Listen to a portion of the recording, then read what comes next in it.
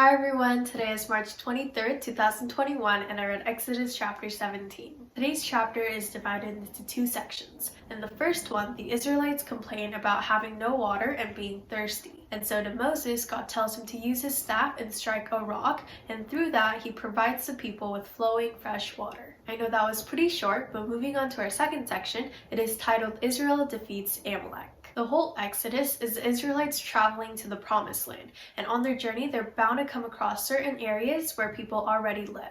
In this case, it is the Amalekites, and they choose to fight against the Israelites. But because they were going against God and the plans that he had in store for the people of Israel, God punishes them by making them lose the battle. Right now, I want to bring your attention to verses 11 and 12. It says, "Whenever Moses held up his hand, Israel prevailed, and whenever he lowered his hand, Amalek prevailed. But Moses' hand grew weary, so they took a stone and put it under him, and he sat on it, while Aaron and Hur held up his hands." For me personally, I thought that Moses represents us, and the war itself represents our lives. Similar to how when Moses prayed, the war went well, and when he stopped, it really didn't, our lives too, without any prayer, can't flow right. And it's really not easy to get prayer into our routines. And Moses too, it says in verse 12 that his arms grew weary or weak, and so he needed Aaron and Hur or Hur to hold up his arms for him. Our prayer lives can never be perfect, and sometimes we may need the help of those around us, such as our parents,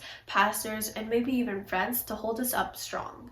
But it's all about giving a constant effort and not giving up, and most importantly, keeping prayer in our lives no matter the circumstances. Well, that's it for today's journey. Thank you so much for joining. You can watch yesterday's video up there, and I'll see you guys again tomorrow.